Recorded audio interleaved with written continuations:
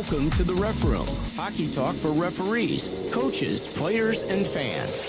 Broadcasting live on Facebook, YouTube, and Twitch. With your hosts, Scott Smokin, Silz, and Brad Baumruck. Live. The Ref Room starts right now.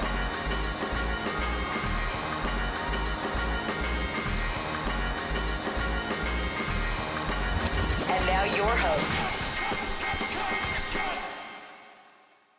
Oh, yeah. Welcome to the Ref Room, everybody. I am Scott Smokin Silz, and yes, my man Brad Baumruck is on the other line here. He's just having a little bit of computer glitch, so we're going to give him a second to get back on here. Hope you guys are doing well. We didn't talk to you last week because, of course, we're doing this every other week now based on the fact that it's kind of summer, and even though if you were outside today, you'd say it's winter because this was one of the worst spring days I've seen in a while here in Chicago. Even the dog didn't want to go out. But, yeah, Frankie took 2 steps out the door, and she's like, oh, no, I'm not going out in this. And she turned around and came back in. So, anyway, we are going to talk today a little bit about NHL playoffs. We want to wrap up. We had the Chicago Shuffle last weekend, which was a lot of fun and a lot of stuff going on. So we want to cover some of that stuff. And we got a couple other things we're going to share with you today. So, and here he comes. There he is. What's up, buddy? There we go. Sorry. Yeah, you're still in one channel audio-wise, I think, but it is what it is. I don't know. If you guys see it, listen to Brad when he's talking. If you in the comments, you're only hearing him on one channel, put it up in the comments, and I'd appreciate it. Michael Babcock says, wanted to know if I was an instructor at the Ref Development Camp at Oakton on Sunday with Pops, and the answer is no. He also said, I saw it on Horizon, so I was wondering. Okay. No, nothing to do with me. How was the 3 Blind Mice tournament weekend? 2 weeks. I hear in my right ear only. Yeah, they've only got you in one channel. I don't know what happened to Brad's audio. Anyway, no, the tournament was... You're the technical guy. Tournament was great. As far as I'm concerned, I mean, worked a lot of games. I worked I worked 3 of those games on Saturday, and then I had 2 high school games, and then I worked, I think, 2 more on Sunday.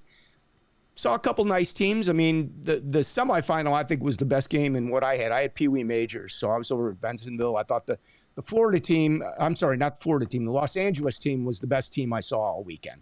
And I saw them in the semifinals. I'm pretty sure they probably won the thing. They played Colorado, who was a very good team, but I thought that was the best game I saw as far as the weekend of Pee Wee Major hockey goes. How about you? Did you work any of those games, Brad?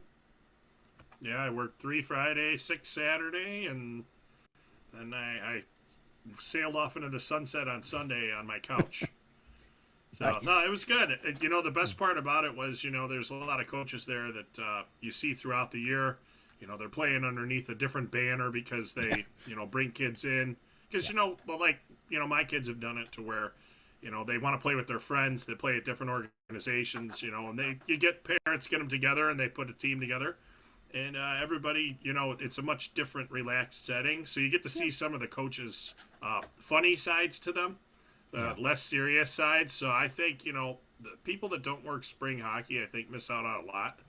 Because I know a lot of people stop when the season's over. But spring hockey is where you do get to kind of mingle with the coaches a little bit more. Let's put it that way. And it's a little more relaxed environment, and they get to know you a little better. You get to know them a little better, and it does help you out when the regular season rolls back around again. So just that's something we talk about all the time. I totally agree with you on that, but I am going to disagree. Like, as far as the spring relaxed hockey goes, it's relaxed until you wave an icing that they don't want, or you let something go that they don't like. Then it's not relaxed anymore. You can't have your cake and eat it too. And that seems to be the theme. I didn't have any problems. I didn't have any problems. The tournament ran smoothly as could be. I think I had 1.5 an 8-minute penalty, and then I had a match penalty. Craziest thing. I haven't called a match all year. The kid kicked the kid right in the stomach. Both went down, and the kid went to get up, and he gave him a good shot right in the stomach. And I was looking right at him, so he was bye-bye. But as far as spring hockey goes, I think it's really cool. We get a lot of the AAA players. We get a lot of the Central States players, the Tier 2 players that come in and play. And I think it adds a whole nother dynamic. I think there's there's more intensity in some of these games because you got better players playing. You know, if they could keep some of these players, teams that are marginal during the season become very good, very competitive real fast when they get a couple of those players that join their team. And, you know, now they've got two solid lines that can play up against anybody.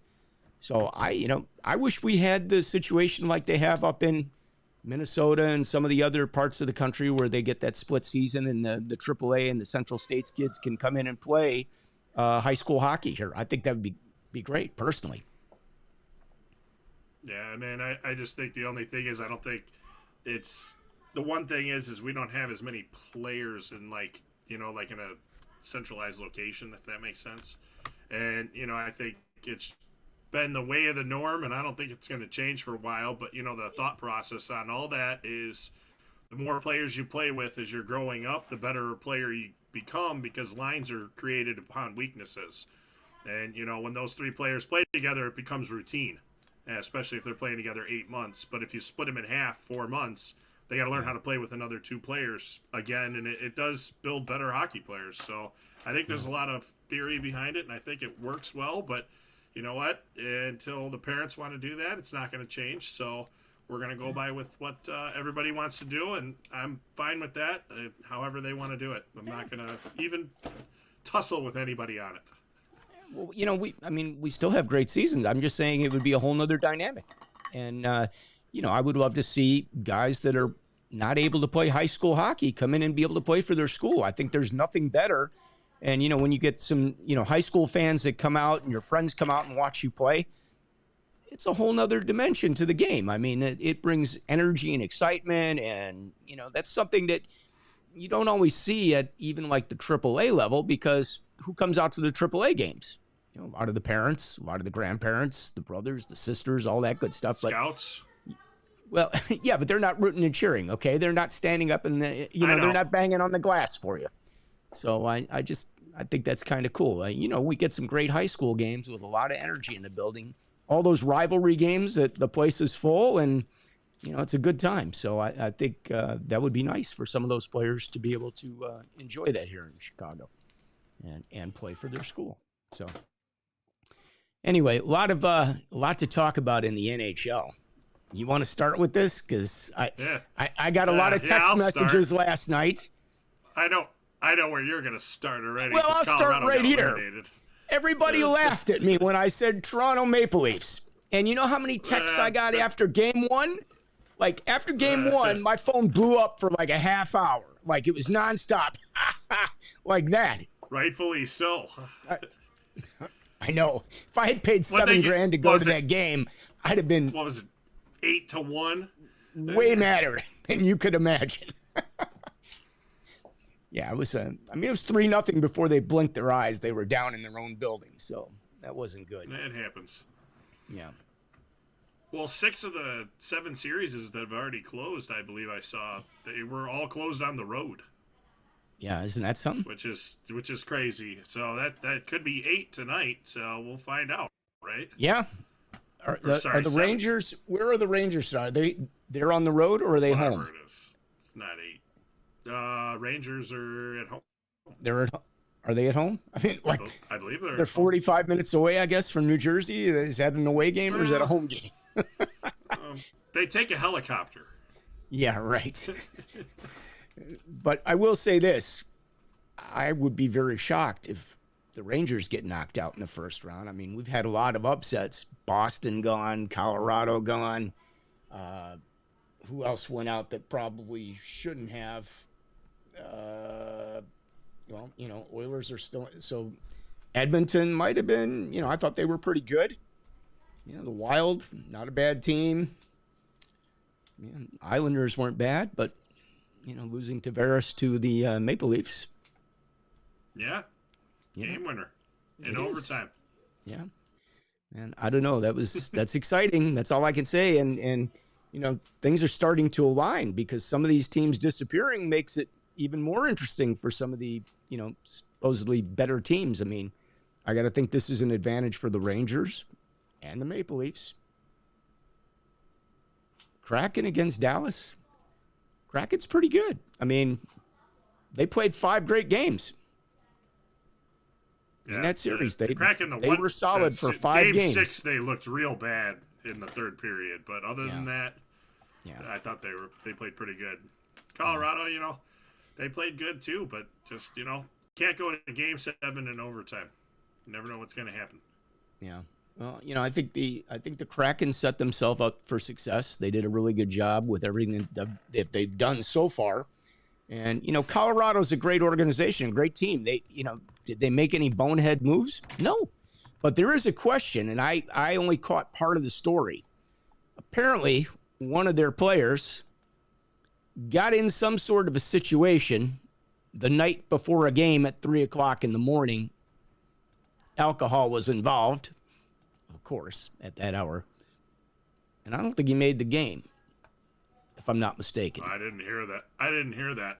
Yeah, the announcers today were talking about that on the radio, that if that had been the NFL or the NBA or Major League Baseball, like that would have been all over the place. And yet this has remained fairly quiet. So I'm curious to find out a little bit more about that one. I'm going to have to deep dig into that one. Take a deep dive into that one. Yeah. What you're doing out at 3 a.m. when you got game 7 the next day. On a game night, like playoff game night. So I don't know. I'm sure there's going to be, some follow-up to that at some point. Who do you like now? I mean, do you like New York tonight or do you like New Jersey? You know what? To be honest with you, I watched game 1 and that was it. So I haven't had any time to watch it. I'm going to try and watch it tonight. Well, you're lucky think I'm because neutral. I have Fubo, and Fubo does not get TBS or TBN. So I have had to go out to try to see some hockey. What is TBN? You mean TNT? Oh, is it TB? Oh, yeah, TNT. My bad. TNT and TBS. That's okay. Well, we don't get them, so it's like I don't have the channels. I mean, I get ESPN and ESPN2, but they haven't had all the games that I wanted to watch. So, we're getting kind of shortchanged for our $85 or $90 a month that we pay for that. So, if you're listening, we should have gotten all the games. To get the NHL package. That's all. Yeah, exactly. I don't, one of those things. But so I don't know. I'm kind of going for the Rangers tonight because Kaner's there. I want to see him keep going. Because I want to see a number 1 pick for the Blackhawks. I'll be real honest with you. If they don't make it to the conference final, they're only getting a number 2 pick out of this deal. So I would like to see Kaner go a little bit further and get a run at the Cup, and let us get something for him. We need it. We need to rebuild. I mean, what do we got? We got a little chance at getting Bedard. Not a big chance, but we got a little shot at it. And, that would be something. So how about these other series? We got a big one coming up. We got Oilers and Las Vegas. Yeah, I think a lot of people wanted to see that series. I don't have a pick on either one. Yeah, I would say I'm just happy to see the Oilers move on. Yeah. I mean, I'm going to pull for the Oilers. See them get to the finals, I'm taking another Canadian team. Don't ask me why, but I'm going for the Oilers. I mean, you got the best guy in hockey, Connor McDavid, playing for the Oilers. I'd like to see him, really get to show off his stuff this year, in front of a large audience, like a Stanley Cup final maybe. So, I don't know. Would be a good one. Yeah. So, let's see. If the Rangers or Devils, they're going to take on Carolina. Carolina manages to hang in there. But I guess the big one is last night, Florida. Florida beats Boston. Mm-hmm. What do you think about that one? I was shocked. I mean, the curse lives on, right? I guess, man. I mean, I can't imagine there's many happy people in Boston today. I've got to think they got to be pretty upset. I think they were odds-on favorite to win the whole thing. And gone in the first round to Florida. It happens. Yeah. Yelko wants New Jersey. What's up, Mark? Mark's checking in. Let's say hello to him real quick. For all you guys that are watching, feel free to, chime in and jump in the conversation here. Love to hear from you and your thoughts on the Stanley Cup or anything else for that matter. And, hit the like button and the subscribe button while you're at it. Participate. That's what this is. We need some interaction here with you guys, so it makes it much more fun. And I don't know if you guys do you like if we talk NHL hockey? I mean, it's still hockey. I know they've talked a lot about the officials. This is the Ref Room. That's all. Yeah. So, did you see Wes Macaulay the other day? Or not Wes Macaulay, Kozari? Where the guy's going to the box and he's like, "Don't you?" Well, I'll just say it. Don't even fucking test me today. Don't get in there. He's right on the microphone. Like, it's like, nah, well, okay. Yeah. Well, it's that's something that's interesting because most people think referees aren't allowed to talk to anybody or say anything to them. I don't know where they come up with that, but if you listen to the live mics on the NHL, the referees have a lot to say to players, and so do the linesmen. Oh, yeah. And, they all know one another, okay? And they're not afraid to give it to them. They'll put them in their place when they need to. And I don't know why, parents, coaches, and players don't understand that. Because guess what? That's the way it is. It's the way it will be. Anyway. It's a heated contest from all parties involved. Michael Babcock Toronto versus the Kraken. Will be Toronto versus the Kraken. Yeah, right. I think that would be a nice final, wouldn't it? Let's see. I'm looking at the brackets here. So you think the Kraken's got to beat Dallas?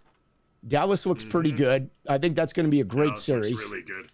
I think we got Oilers and Vegas. I think that's going to be a great series. I mean, those are two phenomenal series lining up. Toronto and Florida.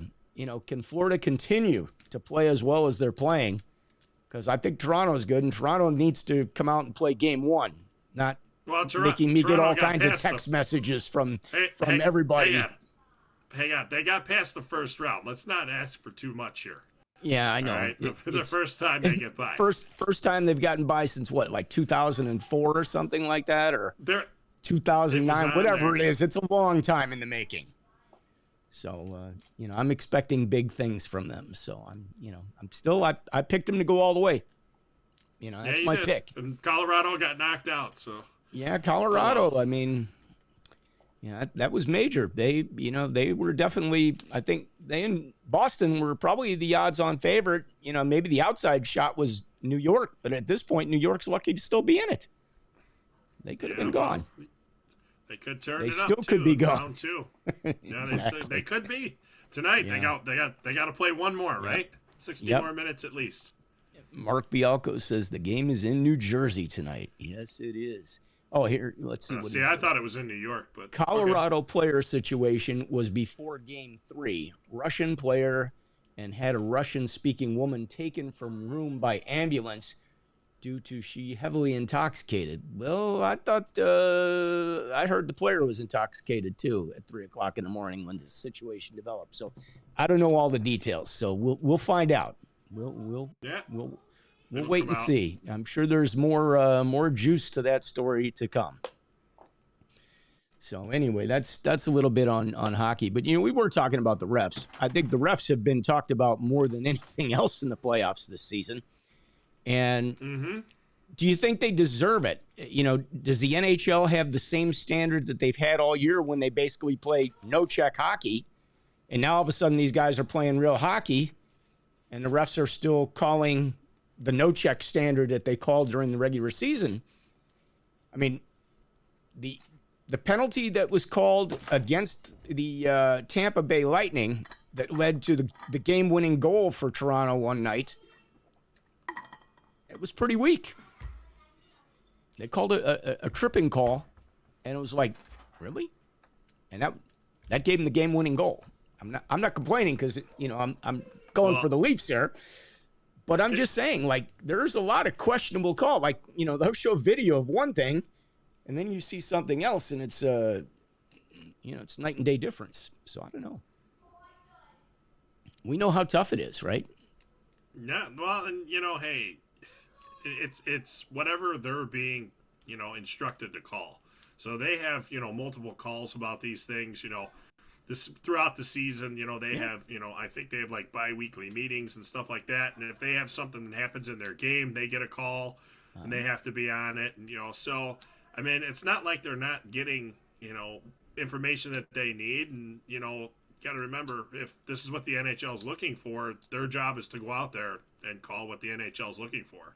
That's just the pure facts of it. I mean, we can disagree with it, we can hate it, but it's technically not our game. We're just the ones spectating it. Well, they wanted to take fighting out of hockey. They want to take a lot of things out of hockey. But now that playoffs are back, you never used to see guys dropping the gloves during the playoffs. Now it's a regular occurrence. Hold on, I gotta say something here. One thing I was thinking about yesterday is I'm reffing. I don't understand. I get where they don't want players injured and all that stuff, right? Yeah, okay, of course. What's a top grossing pay-per-view event? Wrestling, exists? cage matches, well, not just ultimate fighting, close. boxing. There you go. Ultimate fighting. I don't understand. I mean, it's been in the game so long, people are used to it. I think the newer fans might be shocked by it, but I think, it takes a little adjustment to get through it. And they'll come around to it. It's part of the game. It resets the game. It keeps guys from swinging the stick at each other. Also, your better players aren't getting hit in the head, not being able to play. So, I don't know. I disagree with it, but it's, again, I'm just a spectator. Well, right? It's funny. I think everybody disagrees with it, okay? I mean, that's one of those things like, why was that decision made? Because nobody really agrees with it. It's kind of like having delayed offsides. Nobody agrees with the rule, but that's what we have now. We don't have any more delayed offsides. It's instant offside. Ask any coach. I have yet to meet a coach that says, "Oh, I love that rule. What a great idea." Well, somebody voted for it, so don't. I know. I don't get it. We've never met a single person that says that they voted for it. That's what I don't get. I don't know one person that's ever said, "Oh, what a great idea." I don't get it. So, it's just like taking fighting out of hockey and the accountability. It kept people behaved. Let's put it that way. That is, all right, Karen. That is correct. How are you, Karen? Great to see you or hear from you on the show as always. I appreciate the officials speaking with the players. Many will chirp as long as they think they can get away with it.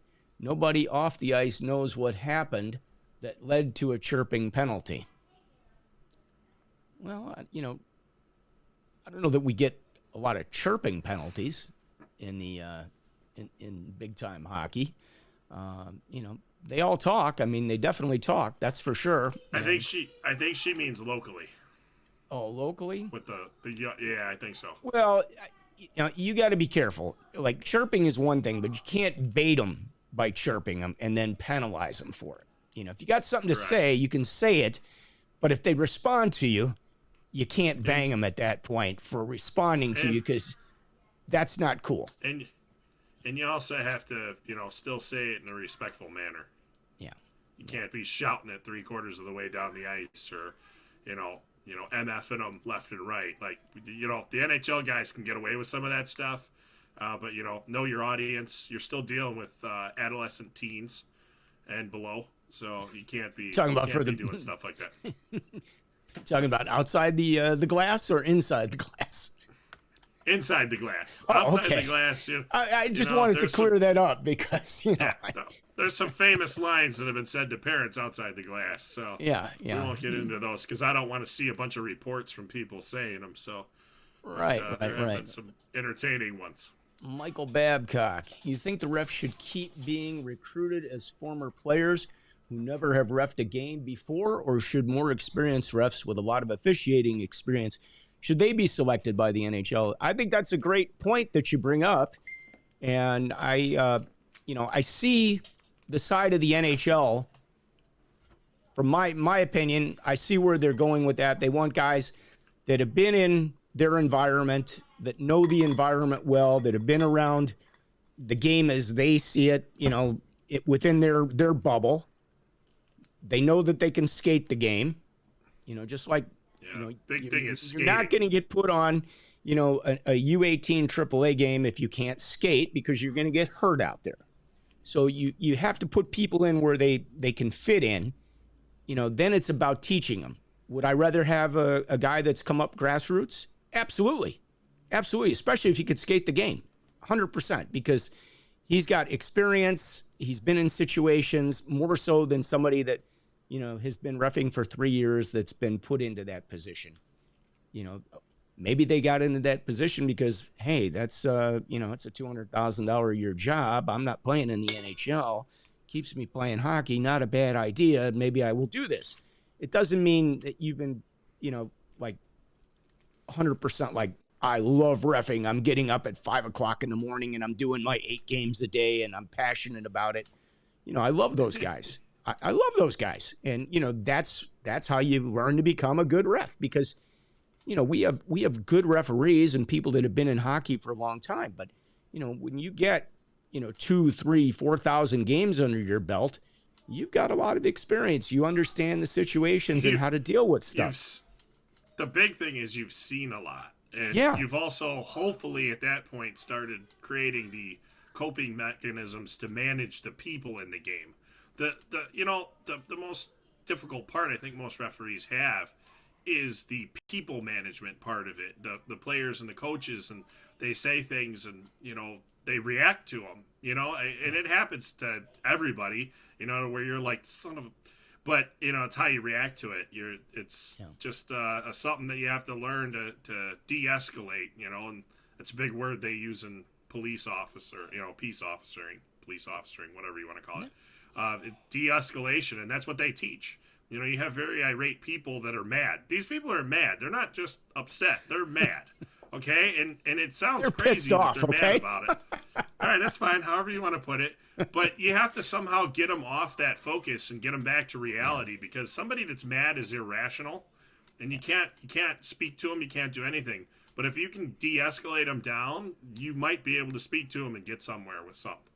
That's the keep in mind, when you get an altercation of some sort, or whether it's a scrum or something, guys are pretty pumped up, and how you handle getting them down off the ledge, and keeping them in the game is kind of the same thing that you have to do with, the coaches or, even the players. Like, they're all emotional.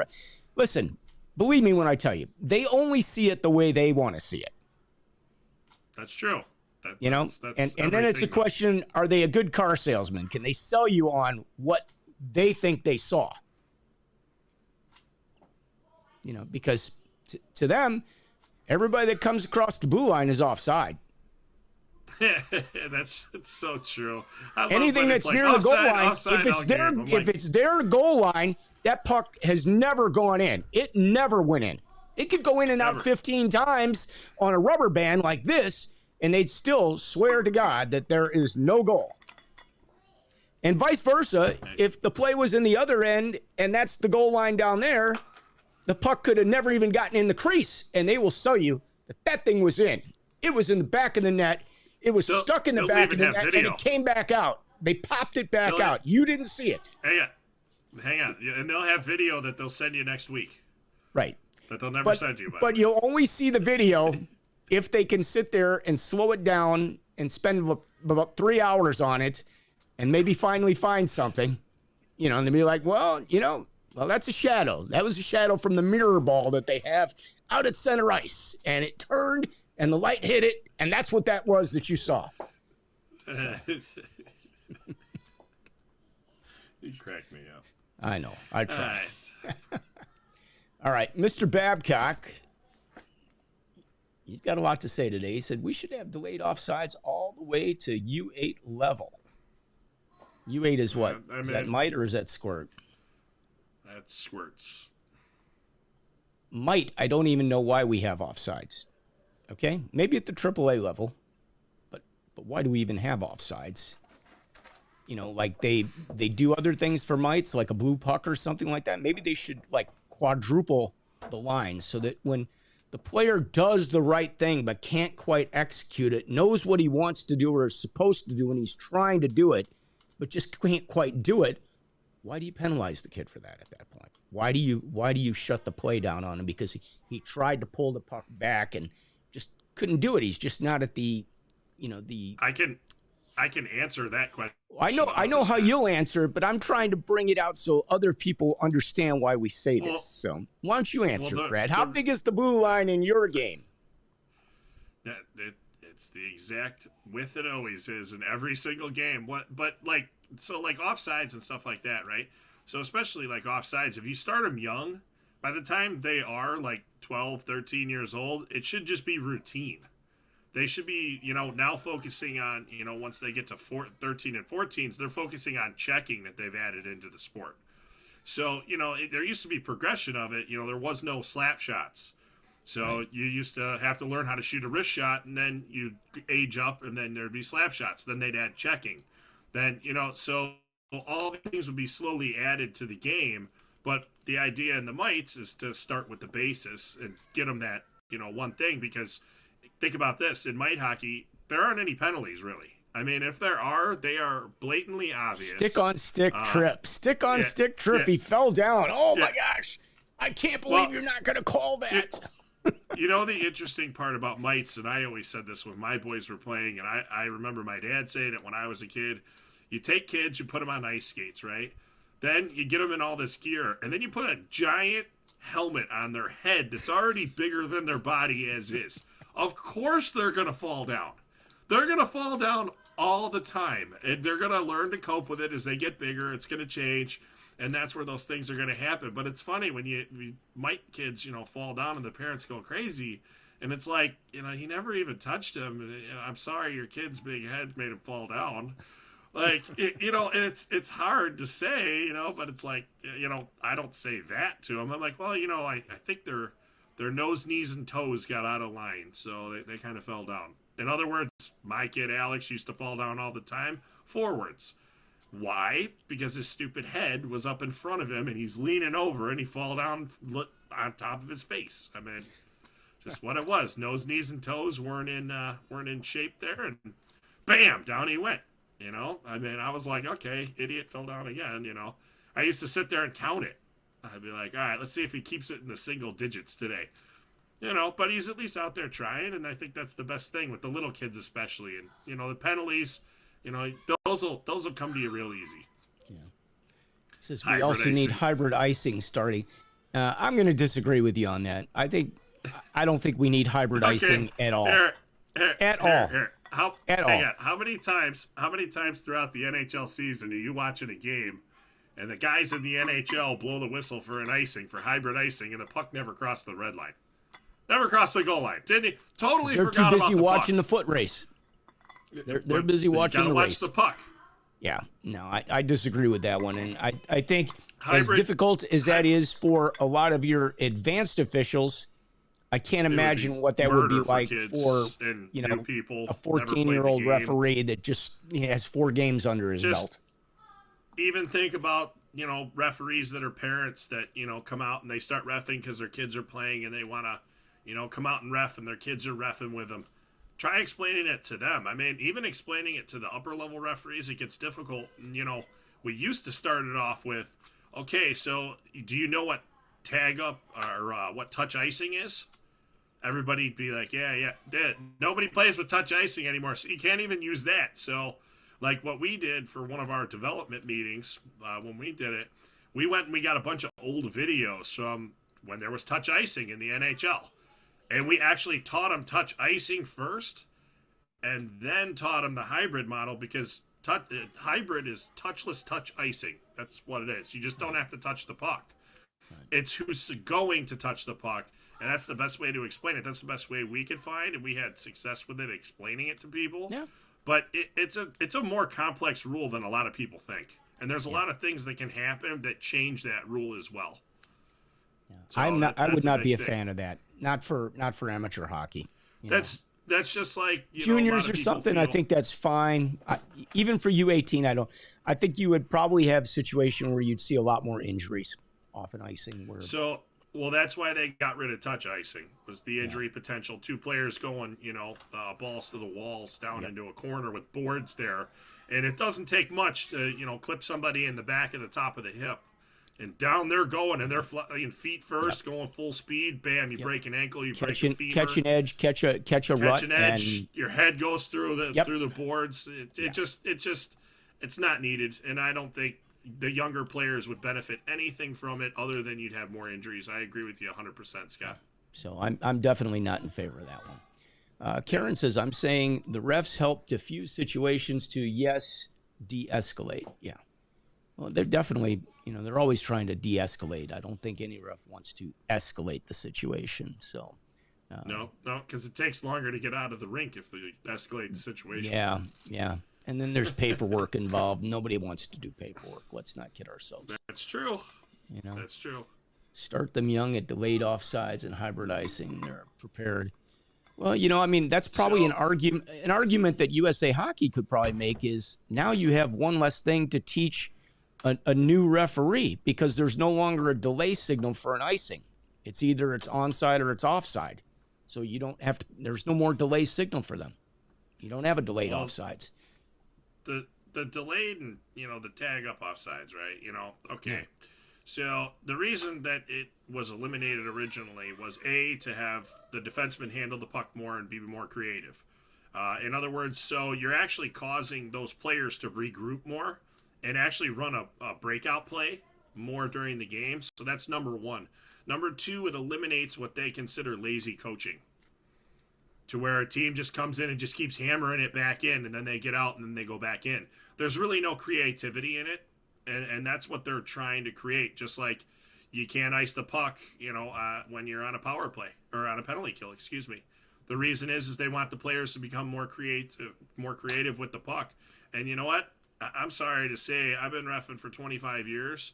And the players are getting better. They're getting to where some of them need to actually be less creative because it's causing problems for the rest of their players to even cope.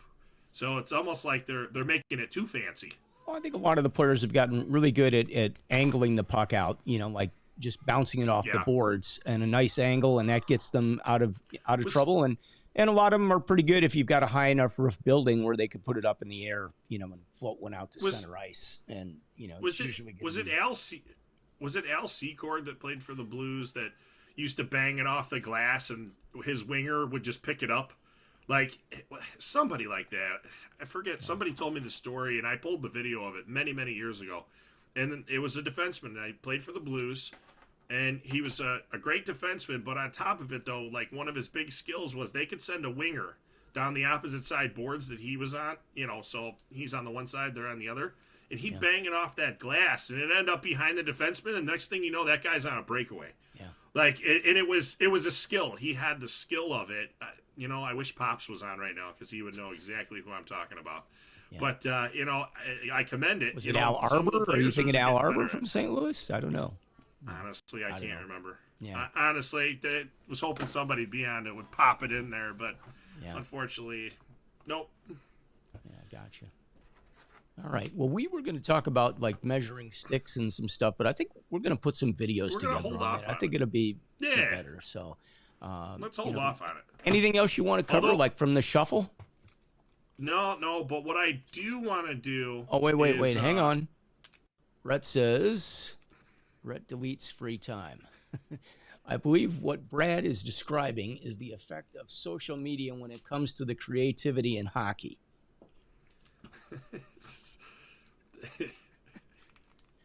All right, Brad, I got to ask you about your profile picture here. Was that a selfie? Were you like staring at? I'm gonna put that back up again. Surprised? Yeah, like your eyes, like what? Did you have a puck coming at you at 100 miles an hour? Like, Always good to see you, buddy. Anyway.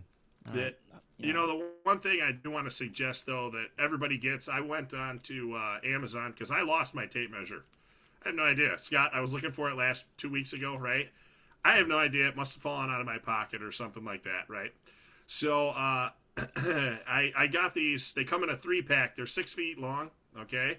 And the blade is flexible, okay? So that's number one. Number two, they're easy to read, okay? And number three, they fit in your pocket, Okay, the 3-pack of them was like $7. And does that have a little clip so you can clip it on the outside of your pants there too, Brad? I think it's meant for somebody working in like the trades to where they can go. So out how and many measure times? How long you been roughing now? How many years? 24. This will be 25. 25 years.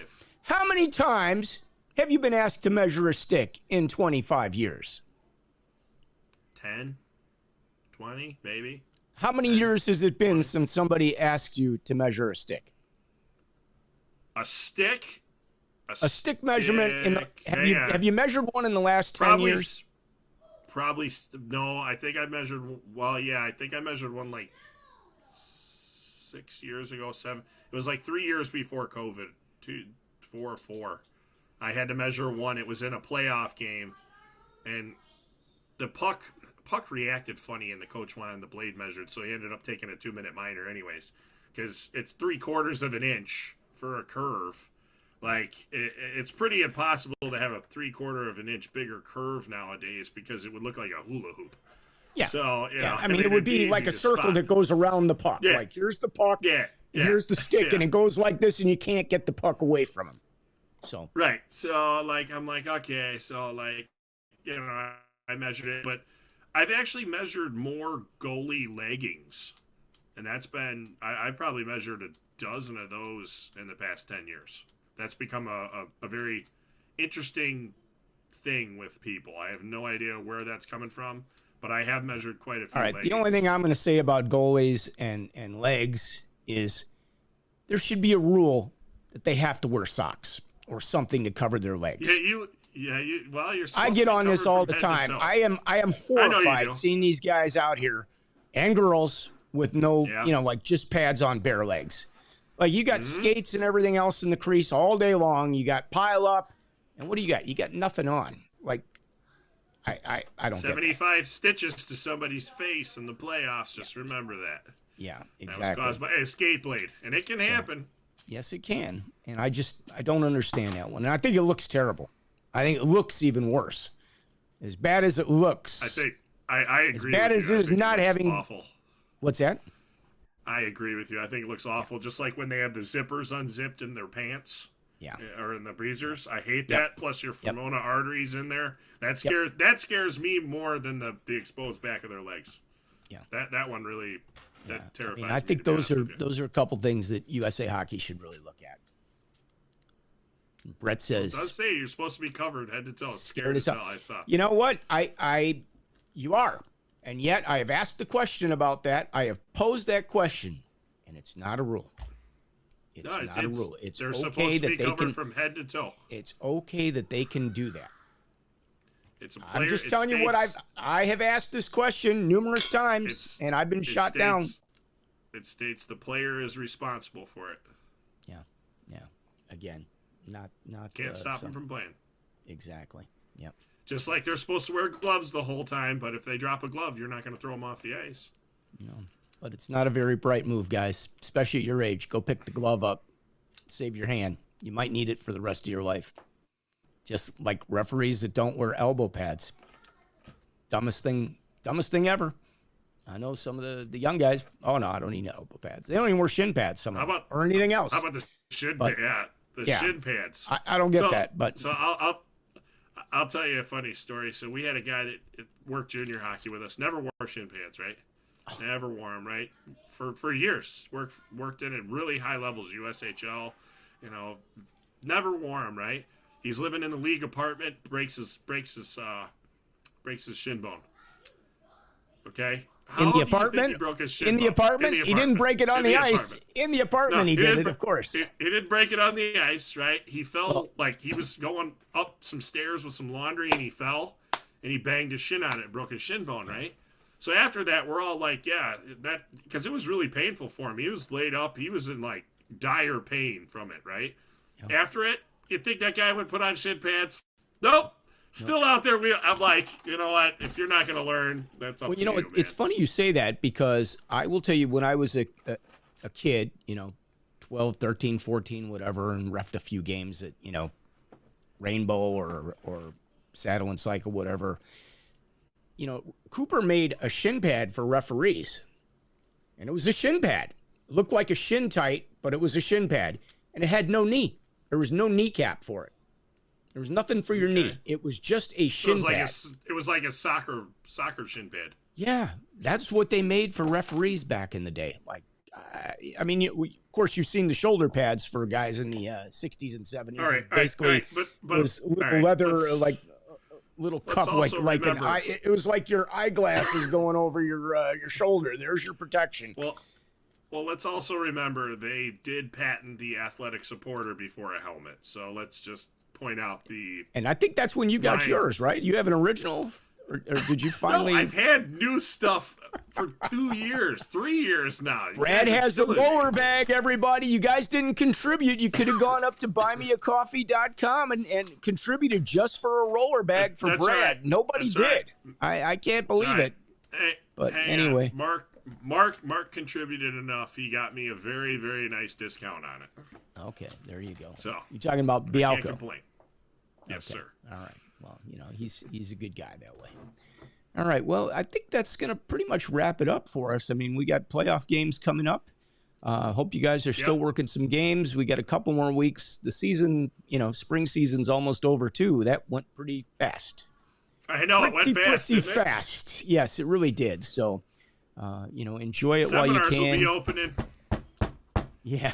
They're coming. We're going to be singing that right song the pretty corner, soon. baby.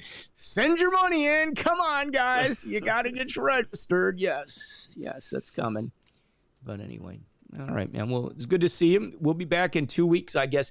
There's a week we got to look at the schedule because I've got an early game before the spring season ends. So that may screw us up a little bit, but we're trying to do this every other week for summer. And at least maybe twice a month during the summer, just during the downtime, so we can all stay in communication with one another and share some ideas. And we'll try to grab some videos. Brett's watching the show. Brett's got quite a library of videos. Brett could probably share a few of those videos, and we'd have some fun going through those, Brett, if you're still watching. I think we can get his Google Drive password. I'm sure he'll be more than willing to share it with us. Yeah, because he's a collector, folks. There's people that collect Howies and equipment and all kinds of stuff, but Brett collects videos. Okay, video clips. They'll never go out of style because they're all on a cloud somewhere. Yeah, exactly. He said, "Let me know you got it." Yeah, we'd love it. But we want you to come on with us and go through the videos. But we got to get a new profile picture for you, Brett. He'll do that. I'm waiting for is that a deer in the headlights? Is there a train coming, or is that like a 90-mile-an-hour slap shot going at my head? He said he was scared as hell, man. That's what he's talking about. Exactly. Yeah. All right. Well, you guys have a great week. We'll see you in 2 weeks, starting at 5:30 Chicago time. Go watch the playoffs. Enjoy it. We got some really great series. Game 7 tonight for Rangers and Devils. And then some great games coming up. So have fun, everybody. And weather it's got to get better. I think today's got to be the last of the bad days. We're going to have good weather moving forward. So Brett says, before we go, I am working on his profile right now. New profile photo. It's really bad. Do you need a photographer? We'd be happy if you come around, Brett. I will take a photo for you. I will get you a new profile photo. Okay. You'll get 75 of them. You only need one, but he'll send you 100. Exactly. 25 will be garbage. Just his finger in the way, stuff like that. Blurred lens. Yeah, exactly. Yeah. Babcock says he looks good now. Looks good now. You changed your profile photo? If he did, I mean, if he puts another comment up, we'll have the new photo. We'll we'll give him a second. I don't know. I haven't seen another comment, but if he updates it, it'll come through as the new photo. So now we're splitting hairs. Yeah, exactly. All right, guys, please hit the like button, hit the subscribe button. You know what to do, and the notification button. Back in 2 weeks. This is the Ref Room with my man Brad Baumruck. I'm Scott Smokin Silz from the Chicagoland area. We'll see you in 2 weeks, everybody. Have a great week. Peace out.